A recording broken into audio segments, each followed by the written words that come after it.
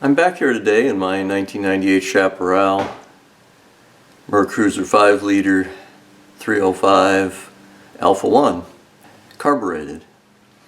And if you've seen some of my other videos, I've had a problem with the way the engine was running, and I've been going through diagnostics, and I finally came through the diagnostic to the point where I need to remove the carburetor and disassemble it, put in a kit, basically do a carb overhaul and put it back in and see if I can correct the issue.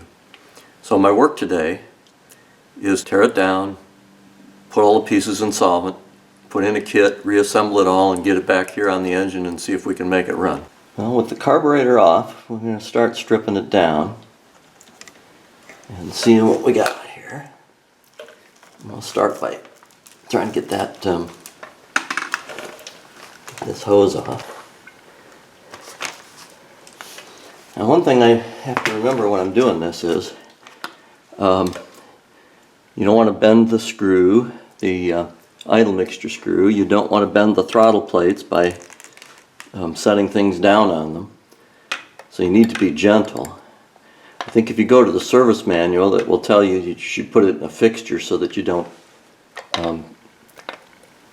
hit those open throttle plates.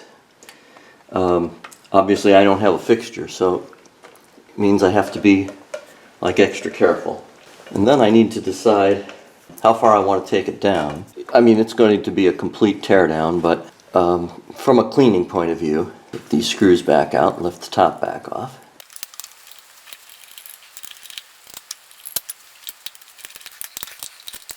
And what I mean about how much to take apart, and it's like how much cleaning do I need to do and how far do I need to take it apart.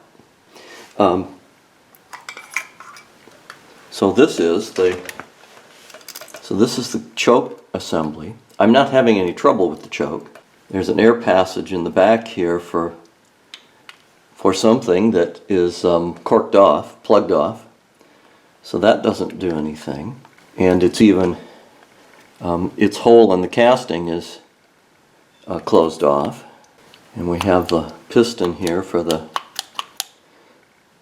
My choices when I do this, my choices are, one is I have carburetor cleaner that I can dip parts in. And if I dip those parts, everything plastic or rubber has to come off and it will strip the paint. So my painted surfaces, which are kind of nice for corrosion protection, the paint will be gone. So I have to decide. My alternative is I've got spray, gum out, spray, throttle body cleaner and so forth, fuel injector cleaner, that I can spray and clean certain passages without full disassembly. And so that'll be the decision I make here as we go down. So there's the top. I'm going to set that aside. These parts will all have to come out because they're going to get replaced. So let's see what we got to do here.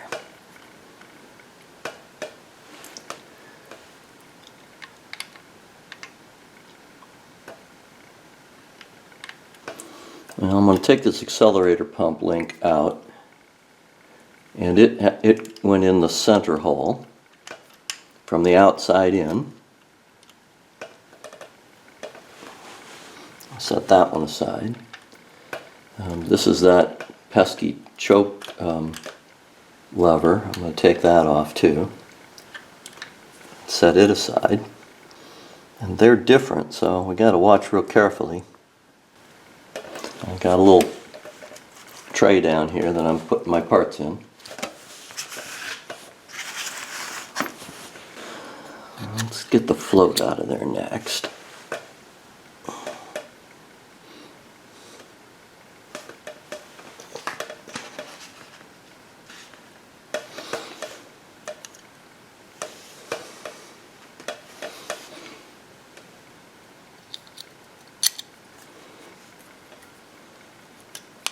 Try to gently take the gasket off.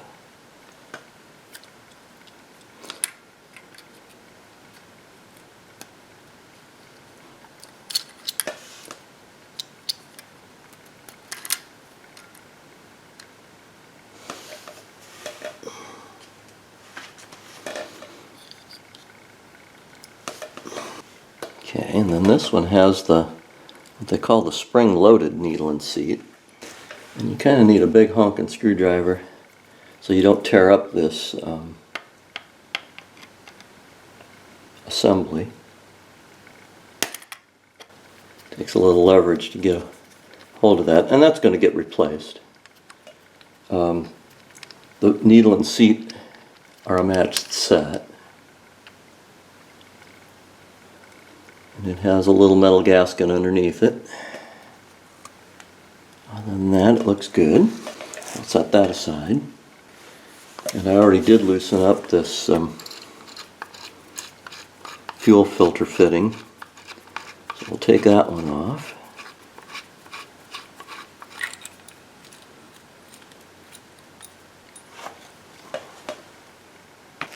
And there's a little clip here holding the accelerator pump in. Let's see if I can get it with this pliers or if I'm going to need to get a different one.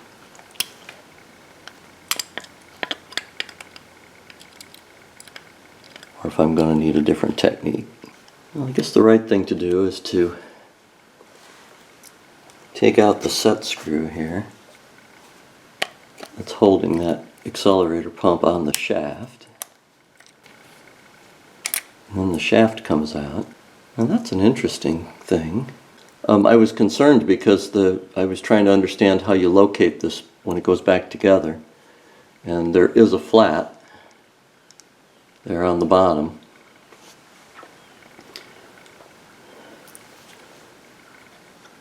So we'll set that aside. Accelerator pump lever and accelerator pump. Now that I've got it out, let's see if we can get the little clip to come off. I ended up getting on here with the pliers and just pushing and got it to come off. Now it dropped on the floor, so I'm going to need to find it. It went right over here. So that's the accelerator pump, and this assembly will get replaced. I've got a new one in the kit. Alright, well I found that little E-ring. It's right there. This was the accelerator pump rod. I'll try to keep them together that way. Pretty much everything is out of there. Now I'm going to take a mark on here. I'm going to take the choke out just for grins, so to speak. I'm going to put a mark here. Over the years, over tinkering, I've just learned that the choke is supposed to be adjusted over here, and I had to take it back a lot leaner to make this engine run right. And so I just want to be able to put it back where I left it. In some ways I don't think I really need to take the choke apart, but I'm going to, as long as I got it off, let's take a look inside and see if there's anything there.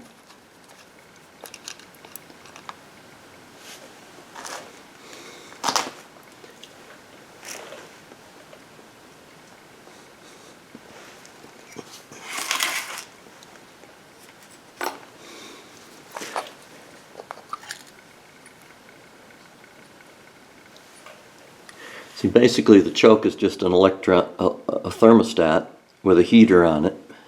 And we could take the choke housing off, but there aren't any vacuum passages. There's nothing in here really that you need to. It's just a lever that makes that thing go.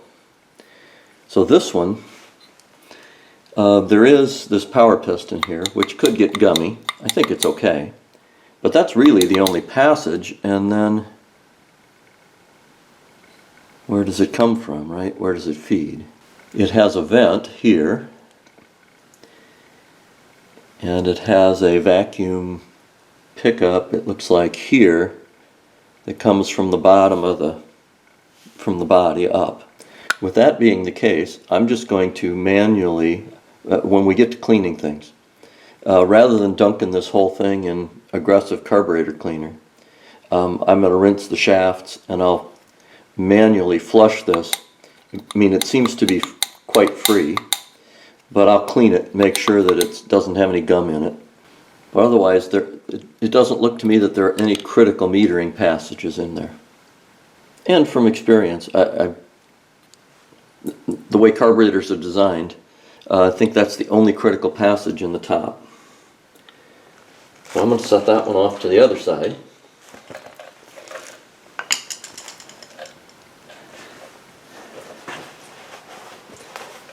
Now, let's see, and this one I'm going to set by the choke. Try to keep like parts together to make it easier going back together. One thing they want you to check is the weight, and they have scales for measuring the float.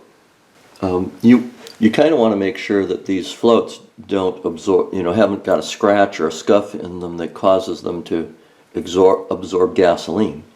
Because if it absorbs gasoline, it'll be heavy and it'll sit too low. So let's see what it measures with my electronic scale. That's the best I got. And it says 8 grams. And the spec, I believe, is 9 grams. The official spec for the weight of the float is 9 grams. And to the best my scale does, it says 8. There are fancier scales. I just happen to have this one. And it's electronic, and that's probably, it's not too heavy, that's for sure. We'll turn that off. Oh yes, and then there's so we get working on the bottom. There's a spring that goes in the bottom well of the accelerator pump. It goes underneath. So I'll put it up here on my tray so I have a softer surface. The throttle lever can hang over the side. The plates are closed. I just need to start taking out some of this big stuff. So down in the center bottom here, there's this thing called a power valve.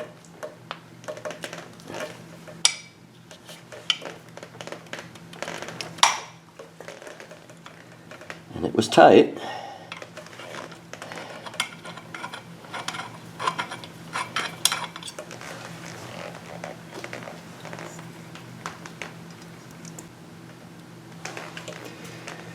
And what that is, see in the top cover, you have this piston that has vacuum on it that comes out of a passage from the bottom. And when the engine's running at light load and there's plenty of vacuum, this stays retracted.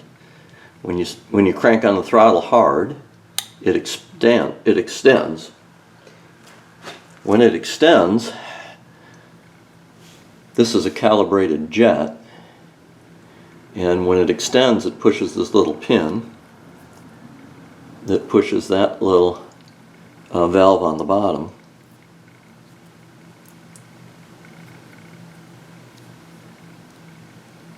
Like so, and richens up your mixture when you're on the power. And it has little holes in the side to flow things through. So when you push this pin, it lets more fuel flow down through this center hole and out the other ports, and feeds more fuel to the engine. So we'll set that guy down here. And I believe my carburetor kit has a new one of those in it, and it has a gasket underneath. And I believe that power valve passage is there. Runs vacuum. Biggest thing right now is trying to run the right side screwdrivers for everything, and trying to keep my tools clean so that I don't put more dirt in here. Let's see how we do.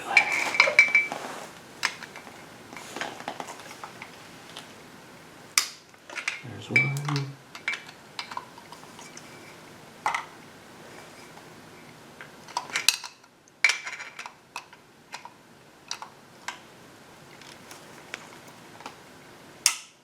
There's two.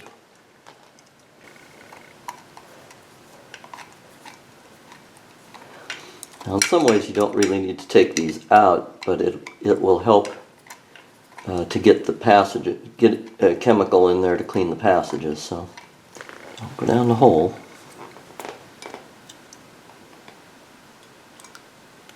I did go down the hole. All right.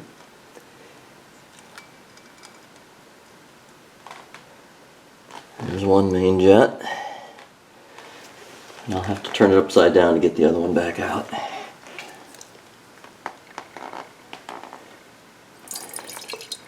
It's kind of interesting. It's been a few days, and since I worked on this last, I had to go order parts So anyway, it was very interesting. I mean, when you look at this float bowl had been up to this level here, this little shelf, when I left it less than a week ago. And when I came back, the fuel was just barely covering the bottom of the bowl. So there was that much that evaporated through the course of a week. Now we want to take out this Venturi cluster here in the center. And it's got 3 screws. One there. One there. And one there.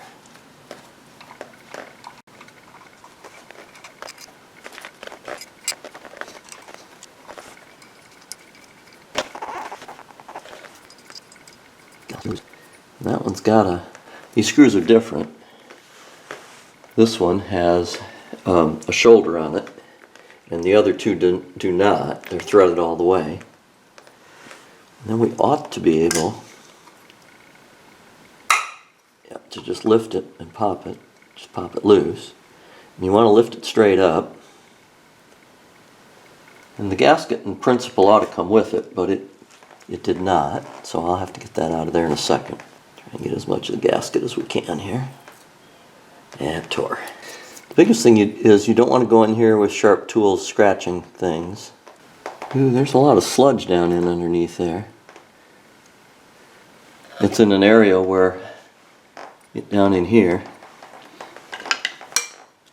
it's kind of sludgy. I don't think there are any passages down in there, but it's just an indication. You know, my concern with how the boat's been running and why I want to clean this is, you know, if the float bowl can evaporate out as much as it did, you know, the boats sit a long time, and you don't drain the carburetor even in the wintertime. You put stabilized fuel in, but you still have evaporation, and you can get, you know, my suspicion is that I got gummy fuel in here over long storage. And with, like last year, where the boat sat in the garage for a whole year without moving, it probably got extra gummy. So I think passageways probably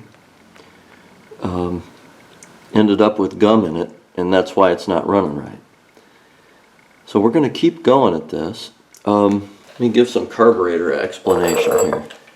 How do these things work, right? This is these old 2 barrels, and I don't know, this is a Mercarb, but they look an awful lot like the old Rochester 2 barrels that, you know, were on all the GM engines that Mercruiser bought. You know, I had an old 4-cylinder that had a Rochester on it, and I don't know if Mercury bought the design or quite what happened. They modified it. It's not the same as a Rochester. There are a lot of things that are different, but it's sure really similar. Anyhow, I'm going to say it's basic carburetor theory. Fuel sits here in the bowl at a set level, and then on the opposite side here in the bores, you have airflow going through. And it's a Venturi. It's necked down here. And because of the Venturi effect, the air speeds up. And when the air speeds up, it's just a physics thing. When the air speeds up, the pressure drops. So the whole thing with a carburetor is you have air pressure in here pushing on the weight of a certain level of fuel. And you have low air pressure over here because of the Venturi effect. And the faster the air goes through, the lower the pressure, and the lower the pressure, the more fuel you will pull through regulated orifices. Second thing is, if you just poured fuel in here and you sent it over to the other side, you know, when you turned the engine off, fuel would leak through the holes and down into the engine. So every bit of fuel has to go down to the bottom of the bowl, and it has to come up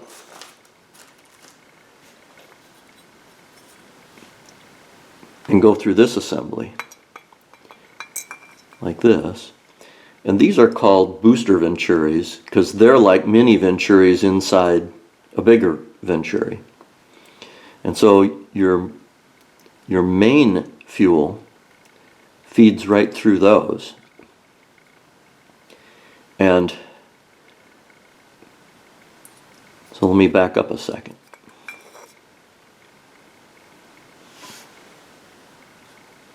You need to be very careful with those brass tubes. This hole in the middle is your idle circuit. It's your idle fuel. And this is your idle mixture screw, which we'll take out in a couple of minutes. But that sets how much fuel comes into both cylinders for idling. Then above the throttle plates, there's a slot. You can see the slot right there. And that's called a transition slot. So when you start tipping into the throttle and you crack that open, you feed a little bit more fuel than the idle circuit can handle. And until you get to about 1500 or 2000 RPM, you'll be running off of that. Because there isn't enough airflow, throttles aren't open enough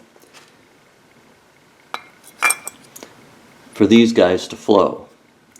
So if you go back and look when I was testing the engine, I had to get up to 2000 or 2500 and these would start to drip or spray fuel. And like I say, this is the main circuit and it picks up from the main jets and the power valve, feed these two guys. Also, because everything goes through the bottom, including the idle mixture, because if you just fed this idle passage from the float bowl, like I say, you would leak down the float bowl and it would just drain into the engine and it would be all done. So you don't want to have that. So everything comes in from the bottom, comes up here to this level, like this, into this piece, and then gets fed back down. So these little guys here actually pick up idle fuel. And these bigger ones are called emulsion tubes, and they pick up the main fuel and they mix it with air that come down these tiny holes here called air bleeds. So you bring in fuel, you mix it with air from these calibrated little holes, you send it back down to the, well, if it's idle fuel, you add a little bit of air and you send it back down to those passages, idle or the transition slots. If it's main fuel, you bring it through these emulsion tubes, which come out right here and turn and feed, and then they feed these venturis, and that's what makes your engine go. And then these little things are typically distribution correctors. They match the carburetor to the intake manifold and adjust how the fuel sprays.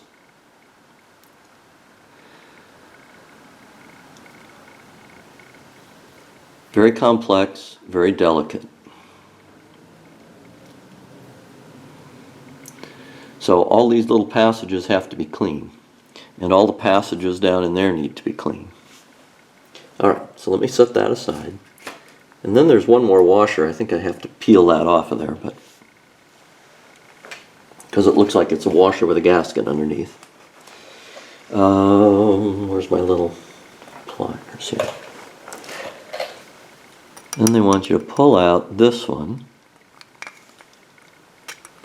which is going to be easier said than done. Close the throttles and set it back on my little rubber stand here.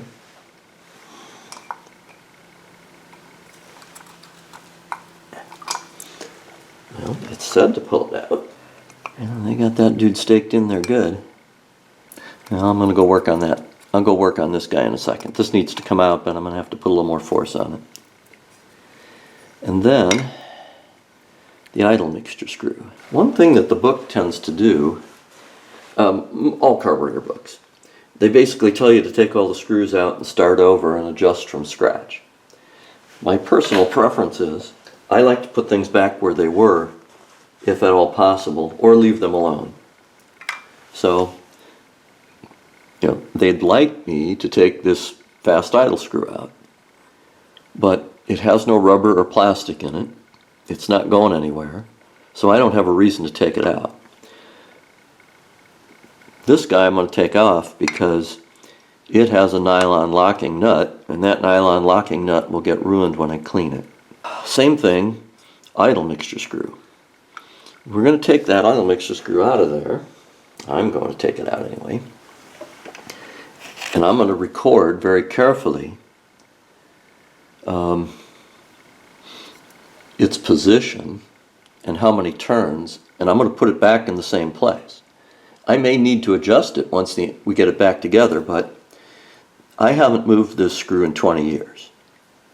I think when the engine was fairly new, I adjusted it once just to tweak it. And so the engine was running fine there, so I wanted to put it back. So if I look at it, I'm going to say is, you know, it's at 1, 2, it's like at about 2:30 position, right? It's not 3 o'clock, it's not 2 o'clock, but it's darn close. So I'm going to call it 2:30, and then we need to figure out how many turns in it is. So there's a half, and you got to go very gently. There's 1. Oop. It's like 1 turn. See, it's straight across at 3 o'clock. So I said a half, and I said 1 plus backing it off a hair.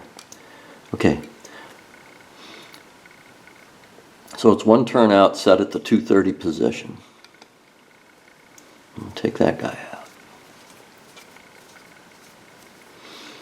And I think my kit provides a new screw, but again, if there's nothing, there's some things that, you know, I'll save in case there's an emergency. You don't want to turn these down too far because you can mark the damage the needle, and then it won't be right again. I finally got this little guy out of here in that pocket. This probably took me 15 or 20 minutes. It was staked. It's got little wings around the pocket, and it was staked in, and so you got to work it back. I used a small, very small needle nose, and just kept wiggling it until I finally wore it through and got it out. So that's the accelerator pump check ball. And part of me, my temptation was just to leave it in there, but if you leave it in there, you'll never be able to blow the passage out and get it clean. So I don't want to scrape on here too hard and get the, I'd like to get some of this gasket stuff off, but I'm going to do it like with a fingernail. Now what I should do is get a plastic scraper. Alright, so let's see if I can scrape off with a plastic scraper the remnants of the gasket. And I want to do my best to not get it down in the passageways.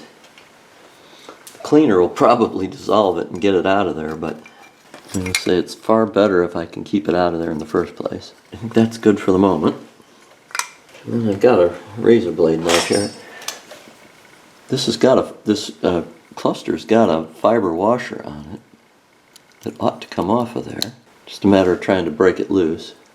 But this guy needs to come off too. And it goes up with those. There'll be a fresh one in the kit. In this case, I'm going to very gently razor knife it. Just to get... I don't think my plastic one will get in there. But there's like a ridge there that will go into the gasket, so you don't want to... Yeah, I think that's enough.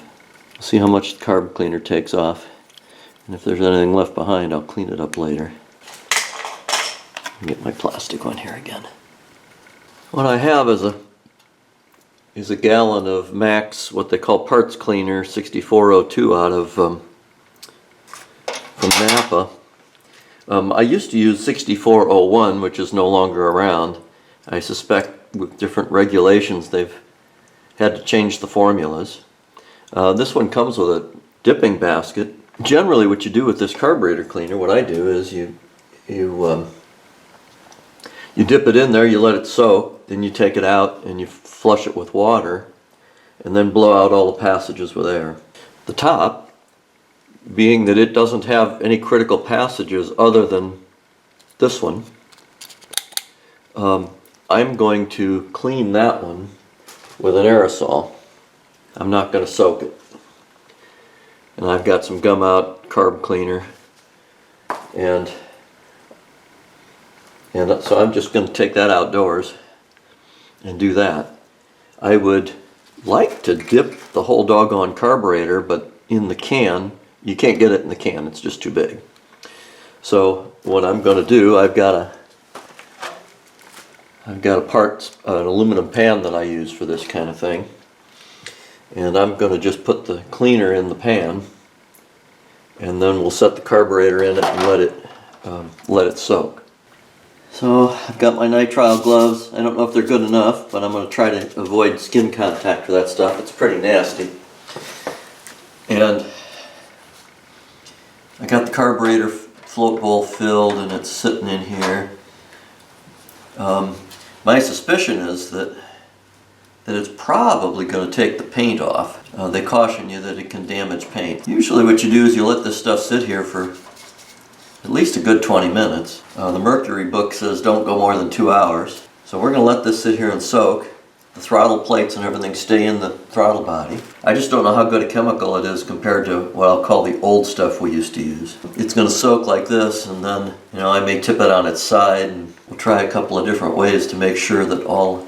Right now, the fluid level it's up to the level of the gas in the float bowl, and it's up to the top of the Venturis, and it's filling all of the critical passages, with the exception of this one, which I don't think is actually a critical passage. But so while that soaks, I'm going to take the other one outside and clean it up. Well, the main body's been sitting in the solvent for 45 minutes. I decided to stretch it a little bit. I would say this cleaner is not as strong as what I had in the old days, and I was worried that the paint would come off because the old stuff was really strong. I would say this is probably a good cleaner, but it so far hasn't taken the paint off, so it's not as strong as things used to be. I used the carburetor, or the choke cleaner, and that kind of made the paint, took some of the gloss off of it anyway. But I did get this flushed, and it's dried out and it looks good. I'm going to pull that body out, and then I have a bucket of water, warm water, half full. And again, I'm going to take it outside, but I will take that body out, drain it, and take it out and flush it, in and out of that water to rinse it. And that can be a little bit more fun because I don't. From a disposal standpoint, I'll probably have to let it all evaporate and then send any residue back with my when I do hazmat disposal with paint thinners and stuff. And then I may just take some more of this carb cleaner and just for extra measure, once that's all cleaned and dried, I may go through it with the carb cleaner aerosol, hit the passages with that, and then air dry it, blow it out again. And then I'll be ready to start putting things back together. Oh, I forgot. It'll take me a little longer. This one needs to sit in the solvent too and clean out. I forgot to do that. Can't forget that. That's as important as anything. I'll set her in there. It's just important when you're cleaning this.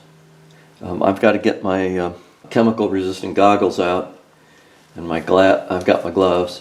When you start spraying choke cleaner and stuff around and using air to blow stuff out, it'll go all over. You want to protect yourself. Well, while the Venturi booster cluster is in the solvent, I've got the other one cleaned up. So I'm going to begin reassembling things. because there's quite a bit I think I can do before I get that far. In the meantime, that can just sit there and do its thing. So the body's been cleaned with solvent and blown out with air. Second cleaning with conventional aerosol carburetor cleaner. And again, blown out, so all the passages are clear. And I guess, frankly speaking, other than the transfer slots down there, most of these passages aren't restrictive. Don't meter fuel, they pass fuel. So the critical air bleeds all up in that booster venturi, so that one really needs to be cleaned. And the power valve and the main jets. And I've cleaned those separately. All the metering parts, like I say, we're going to clean over there. This all looks good. First thing, and my kit provides me a new needle, idle mixture needle, but I'm going to reuse the old one. There's nothing wrong with it. I haven't cranked it in too hard or anything, so it can go back in its home. And we'll gently turn it down to the bottom till it stops with my fingers. Actually, my fingers aren't going to be enough, so I was almost there, see? My notes say 1 full turn. So there's a half, there's 1, and then about 2, halfway between 2 and 3 basically. You're right about there. The book says go 1.5 to start with, so you have, I presume, so you got enough fuel, but I'm going back where I was to begin with. That's number 1. Gotta watch that I don't hurt the throttle valves, plates. I'm ready to put the main jets in, and I do have a confusion because they go back here in those 2 holes. They look like this. The instruction sheet and the book talk about having gaskets underneath them, and the kit provides a couple of very small washers like this that do go over the threads on the jets, but they don't seat properly. These jets, there was no gasket under these when I took it out, and I've been going really carefully at looking at the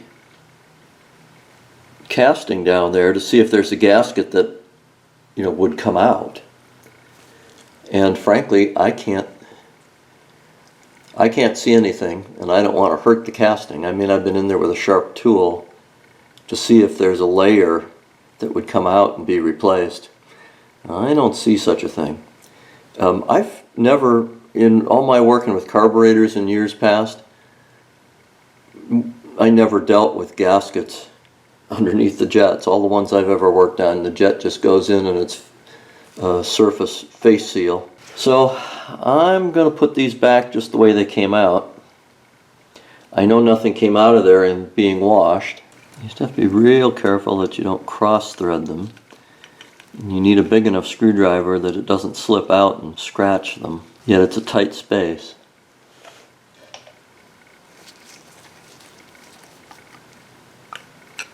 There's one.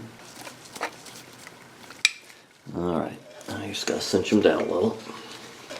Well, that Venturi cluster's still sitting in the solvent, so I'll leave that for a little bit. Power valve. They gave me a new power valve. Sold me a new power valve. So here's the original. And here's a new one. I always kind of like to check and make sure things match up. So it's got 1, 2, 3, 4 holes in it. 1, 2, 3, 4 holes in it. I can see the spring through the holes.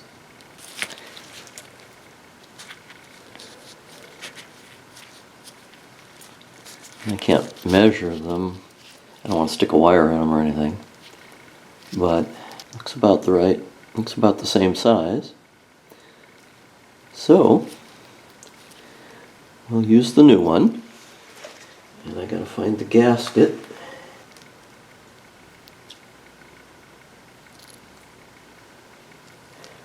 Okay, we can drop that one in.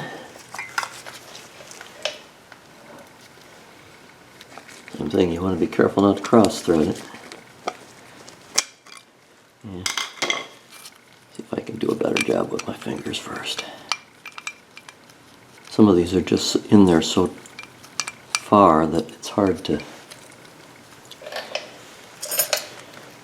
start things with your fingers because you can't get to them.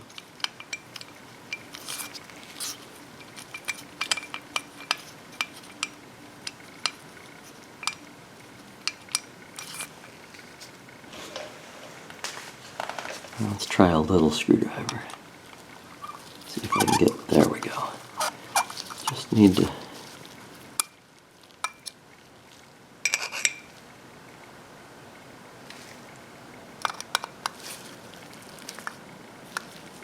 it seems awfully tight though. Why is that?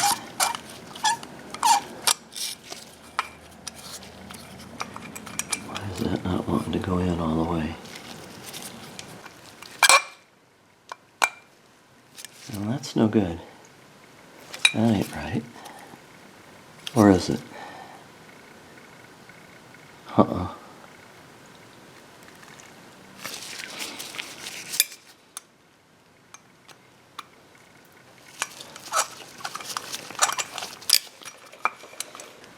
The threads look the same, but it gets down to a certain point and it stops. Take a look at that.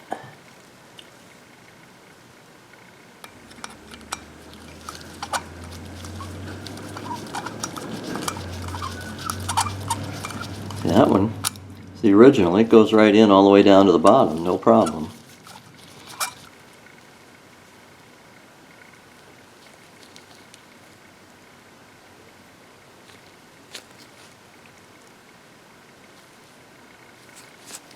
There's something not right with the thread on the new one, because it gets part way down and then hangs up, and I mean maybe I could go and I'm going to flush this one out, the original one, with aerosol carb cleaner, and I'm going to reuse it.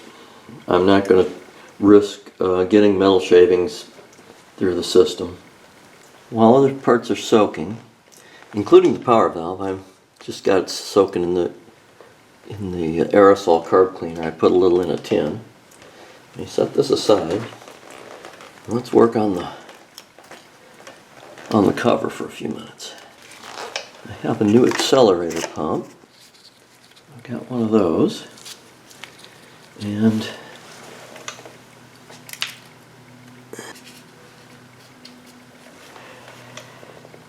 alright, and here's the old accelerator pump. It's at the lever, and so we have the lever and the screw. And it needs to come through back side like that with the washer, with the clip. Alright, so then this one, that clip just goes on over the top after the washer goes on. See if I can carefully clip it, click it, just like that. Okay. So there's a fresh accelerator pump.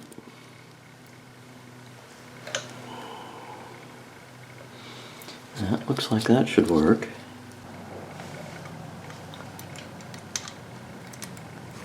And that goes through so that the flat side, so that we catch the flat side.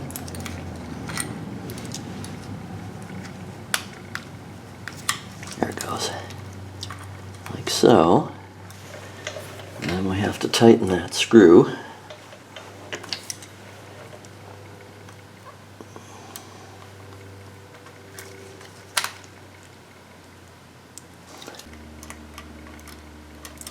Okay, that should be good. And we should put the needle and seat together. Okay, so there's a gasket. The gasket will go on there.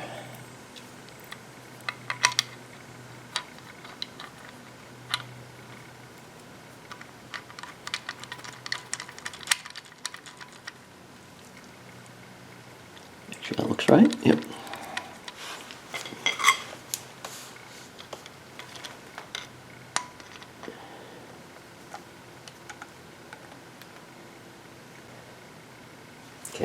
tight.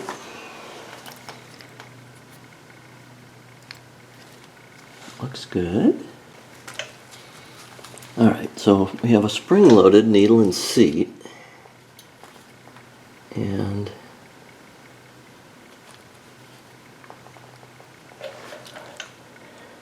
so you can see here that the needle has a spring in it, like so. A spring and a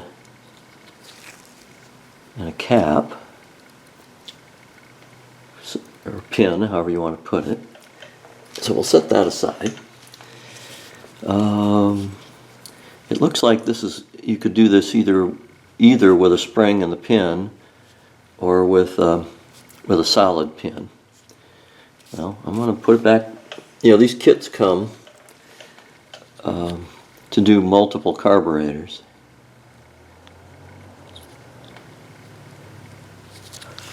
So you got to pick out the parts that you want. So I'm going to set that one aside. And we'll do one like this.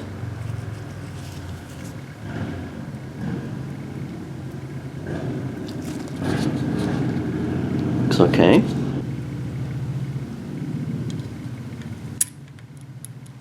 So we can drop that guy in like that. I think first I have to put this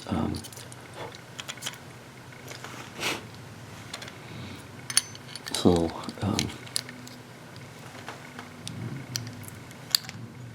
brass piece around. Drop that in. So there's the new gasket that matches the old gasket. I got the baffle there. I didn't get the gasket there. So you got to put the baffle in because it goes first. And then you have to push the gasket down like so. Make sure it all kind of lines up, and it does. Looks like all the holes are covered. The baffle's in place. So I'll go back and put the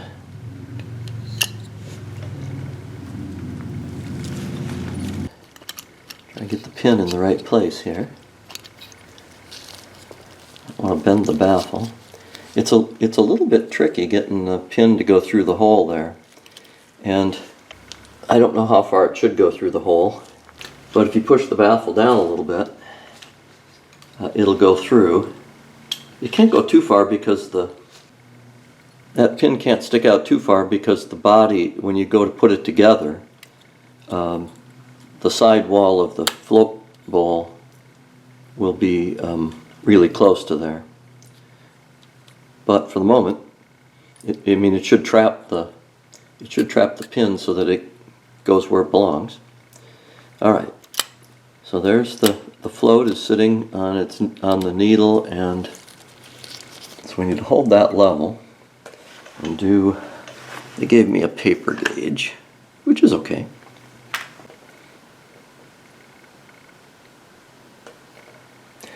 And actually I was starting to do it in the wrong place. Where they want you to bend it is out here. So I'll get my little needle nose and I'm going to tweak it just a hair right there.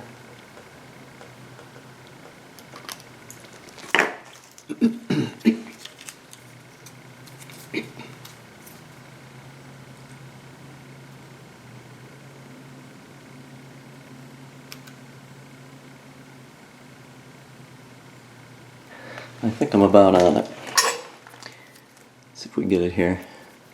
So if I get her lined up, and I put my little scale on it, yeah, I'm right about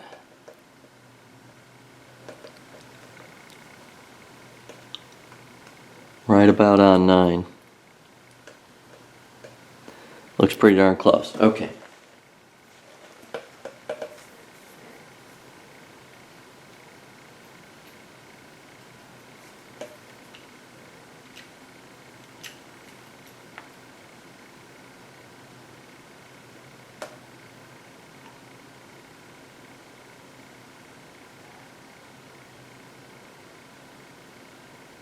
so I'm going to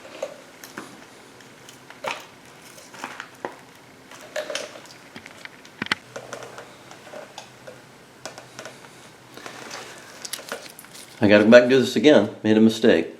Alright, so you want to make sure that the float goes up and down. And you gotta really watch because some measurements are in millimeters and some are in other units. So they want 11/30 seconds and I'm at 9. You know, you kind of free up the float and let it make sure it bounces. And I need to come back and I need to raise it a little bit because it's alright. So I've got it measured. You have to lift the float up, take the load off the needle, and bend it like right here. And you can hold it with the pliers and kind of bend the float up and down a little bit. But at this stage, I'm at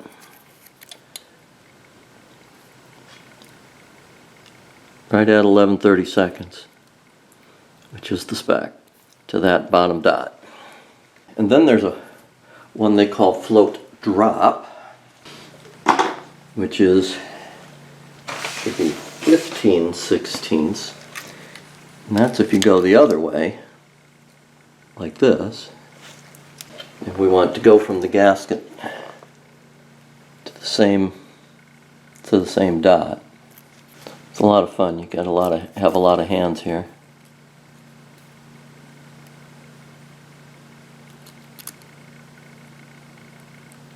It looks like I'm a little long. And that one you have to bend this tab back here until it lines up. Hard to show in the camera, but measure from the gasket surface down to the dot and I'm there. I cleaned up the power valve. I soaked it in a little bit of gum out and I put a new gasket on it. And we're just going to reuse that one because I don't think there was anything wrong with it. And if I run this one down with just, it finger threads all the way down in. And if there was anything in it, it's just a metal valve with a spring. The spring is working, so it's not sticking. We'll just cinch it down tight. But I don't see anything wrong with that, and now it's clean, so it should be, it should flow gasoline just fine. There's the booster venturi, all cleaned up. I soaked it in the carburetor solvent. I rinsed it, blew it out, and then I soaked it in gum out for a bit, which is a different set of chemicals. And so I think everything's cleaned up the best you can. And have a gasket. Now we got to make sure we do this in order. There is a check ball that goes in the accelerator pump cavity. Set this down right there in that one. And then there's a spring that goes on top of it.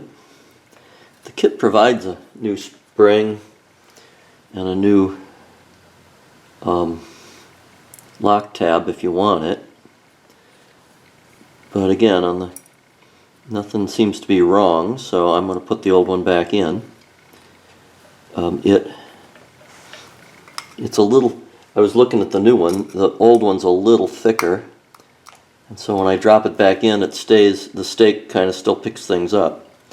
So that's when you push the accelerator pump down, that's where the shot comes out. And that's the check ball for when the pump releases. So there's a new gasket that matches the old gasket.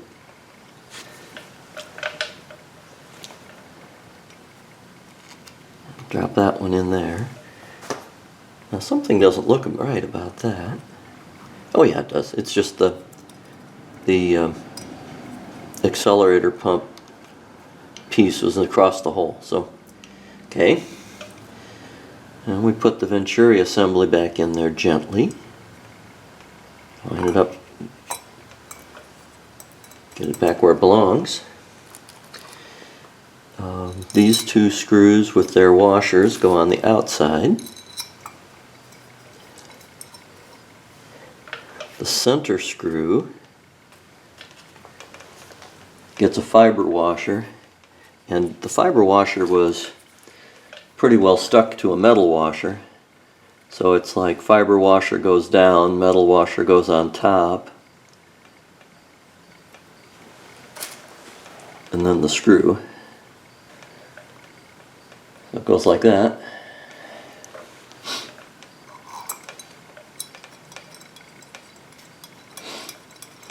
Don't want to leave any parts out as you're going through this. You want to make sure everything gets put back.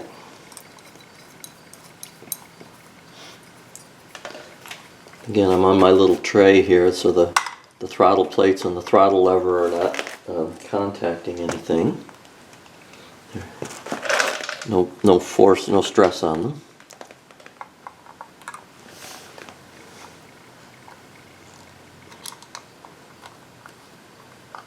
And they just want you to tighten the screws evenly.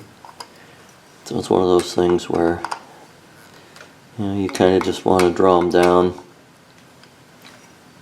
in stages together. You're compressing the gasket.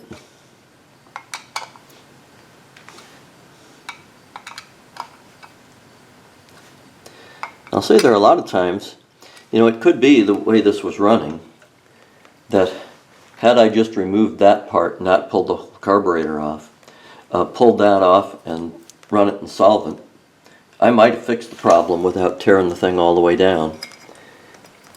But I'm going to put the time in it. I'm going to try to go through the whole thing so I know I've got everything covered before I go back out on the water the next time. When I'm working on a car and I could go do that and then drive it around the block and say, oh, that didn't work, then I'll go on to the next thing. Sometimes you just got to go bite the bullet and go on through. Accelerator pump spring goes in here.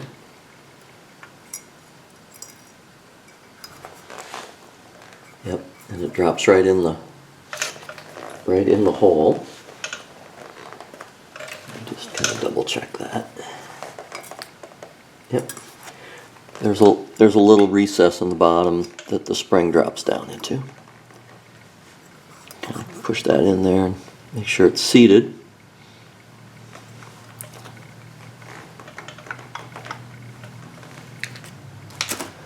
Now everything is set. Need to feed the accelerator pump in there.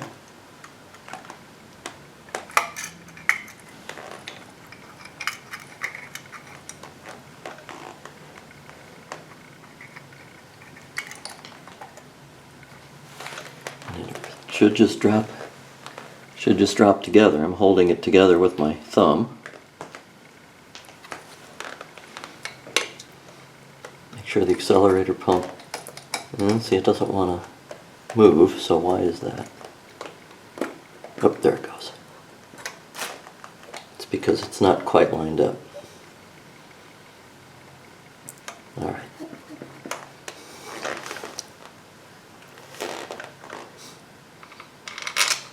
I'm just going to put one screw in to hold it for a moment, just to make sure it's together. I'm going to fib. I'll put a second one back here in the back.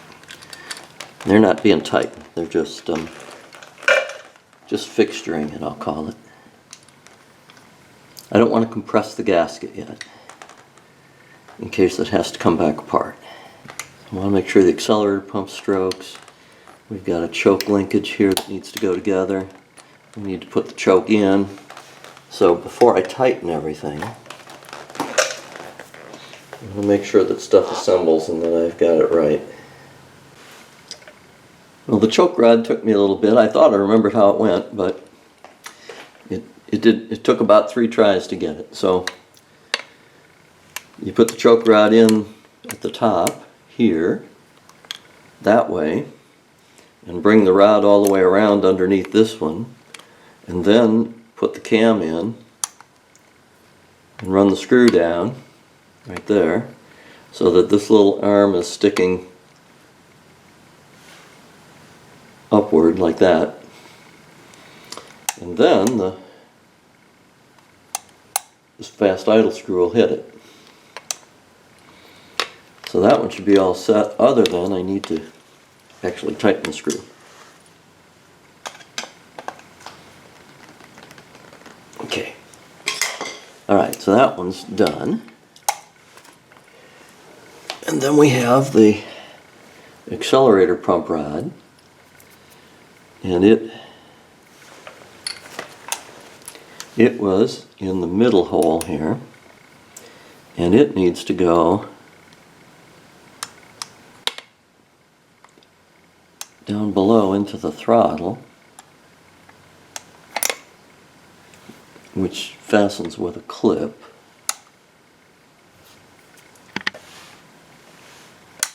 So we'll get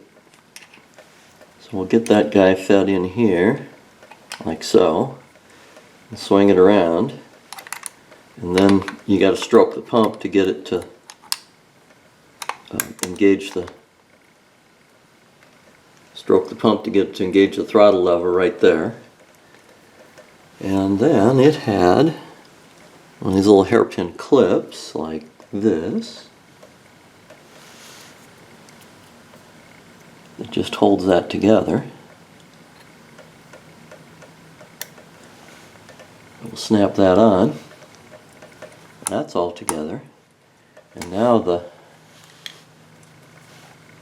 accelerator pump strokes, and the choke linkage and fast idle cam operate.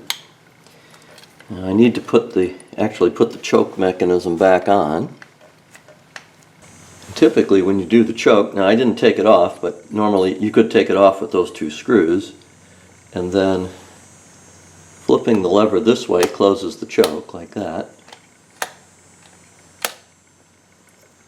And you got a bimetal with a heater, and so you kind of want to make sure is that you get that started with that hook over that lever, and then rotate it this way.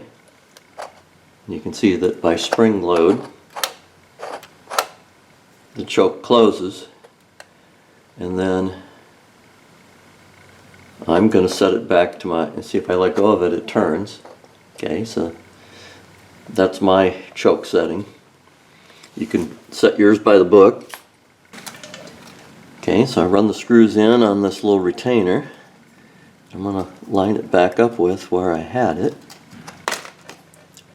And I'm just going to lightly snug those for the moment. One of these has a ground wire that goes to it. So I'm just going to snug it, and then I'll come back and finish these once I get it on the engine.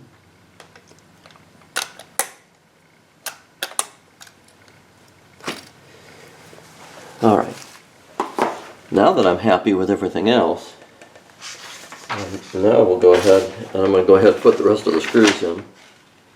I had a long one that went up here.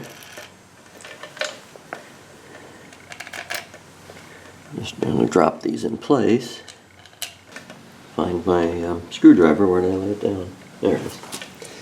Okay, per the instructions, we snug this one down first.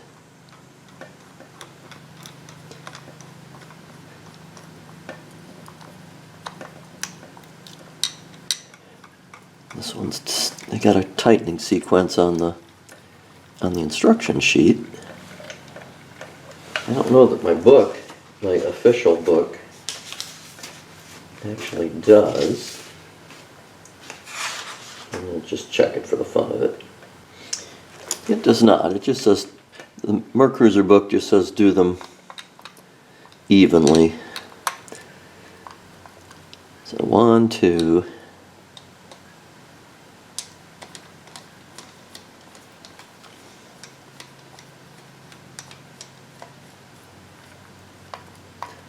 3, 4,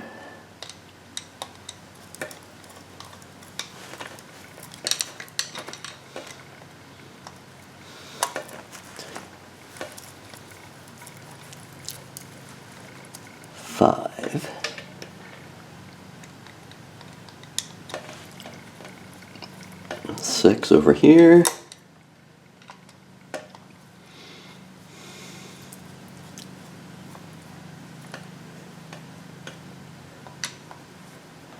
Seven back there, 8 over here.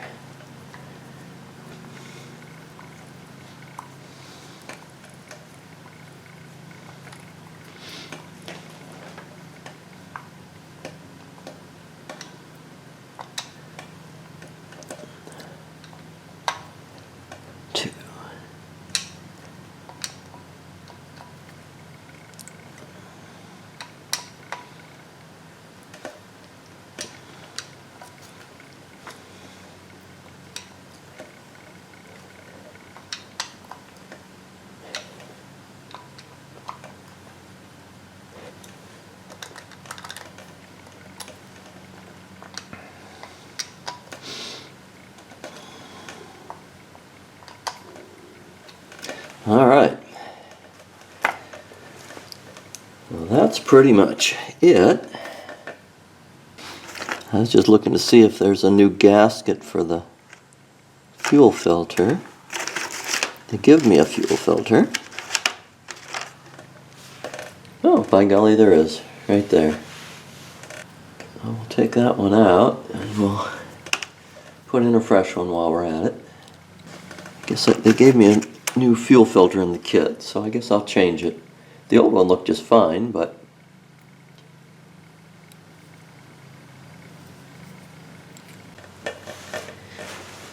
well, I'm going to just thread the fuel filter back in there. I'll cinch it down once I get it on the engine and I want to install the fuel line, but we'll start here. Come on. Do not want to cross thread these guys. They'll ruin the whole job. And because there's a spring, they're sometimes challenging. Kind of got to hold it in against the spring and turn with your fingers until you get it like that. And if you mess one of those up, it's a lot like the ones that were on Quadrajet 4 barrels years ago too. And many people would cross thread them, and then fixing them is really, really, really hard. Alright, and I don't want to forget to cinch it down, so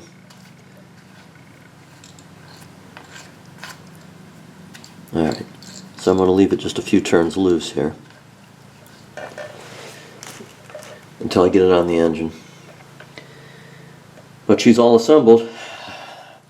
That's a disassembly, clean, and reassembly put in a carb kit. That's what it does. Looking pretty good. Alright, well, let me clean up a few things here, get my tools organized, and I will go back in the boat and we'll bolt her back in. Now, there are some other measurements you can do and adjustments you can make if you need to, but I was very careful not to bend the linkage rods. There's a there are some where you can bend to adjust the choke, and you can bend to adjust the accelerator pump. But I'm also a believer in leaving well enough alone, and that is, those things were not affecting my issue, so I'm not going to change them. If I was having a cold start problem, then I might come in and adjust the choke some more. But for right now, those things were working. I kind of look at carburetors as it's a multitude of subsystems. There's a choke system, there's an accelerator pump system, there's an idle system, there's a transition, then there's main system and power system. So lots of fun.